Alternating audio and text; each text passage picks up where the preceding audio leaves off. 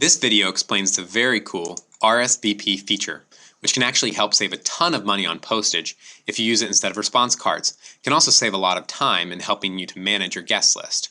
So to actually edit the RSVP stuff, go into your control panel, go to Manage Events, and let's add an event.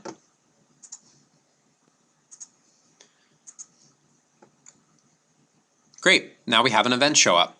Let's go ahead and add some guests now. So just go click on Manage Guests. From here you can choose to add guests individually or to upload an entire guest list in the CSV format.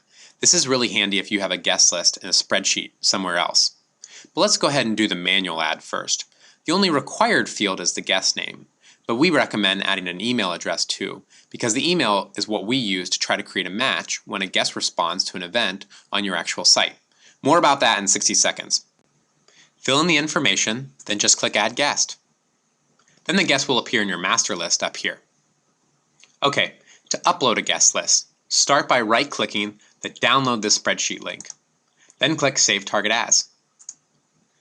It will then save a CSV file to your computer. Now I'm going to go grab that file and open it up for you. If you have another guest list in another spreadsheet program, just copy and paste them into this file. But make sure that you keep the column headings exactly perfect as they are up here. Otherwise, the spreadsheet won't import. Okay, I'm going to go ahead and fill in a little bit of this information and then save the file and upload it with you. There's a really important tip here though. When you're saving your spreadsheet, most programs like Excel may actually try to save the file as an XLS file, but you need to make sure to save it as a CSV. So just double check under Save As Type that it's a CSV. You'll notice that Excel throws up a lot of dialog boxes, making sure that this is what you want to do. Just go ahead and keep clicking Yes. You also need to close the program before you can actually upload it to your site. Since I just saved it, I don't need to save any changes. Go back to your site, click Browse, grab your file, open, and then upload. Now your guests will show up at the top in your master list. I call it your master list because it is full of listing of all of your guests.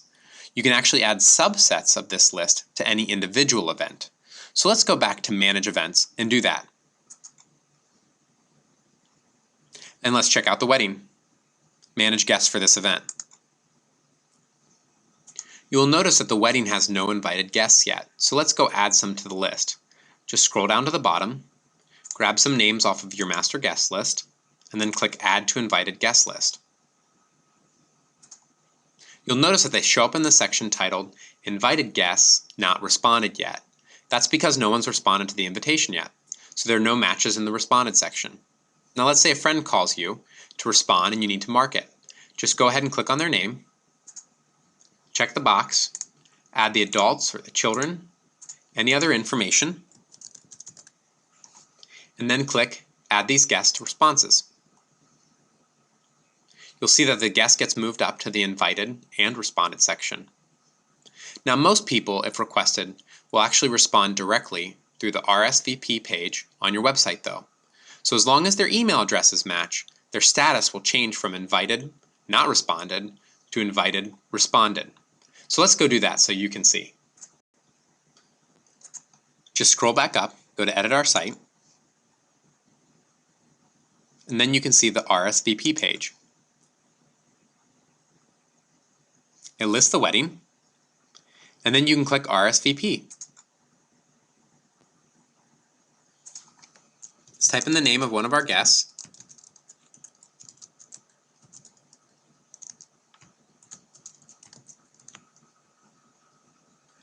Add the number of adults, children, then click Send RSVP. Your guest gets the notification that their RSVP has been sent to you. You also get an email about it, but you can also head back to the Manage Events section, click on the wedding, and you can see that Eric and Fu have moved up into the invited guests responded total with their adult and children count and the note. Pretty cool, huh? You may be wondering what happens if someone responds but you don't have their email address, or they enter their work email instead of their personal email, but you listed their personal email. Well, their original entry will remain down under the invited, not responded category. It would be down here. When they submit their RSVP via the website, they would get a new listing in the invited guests responded section. So you would just need to go and delete the other entry under the invited guests not responded event. That's it. This is one of our most sophisticated features, so sorry for the long video, but I hope you found it especially useful.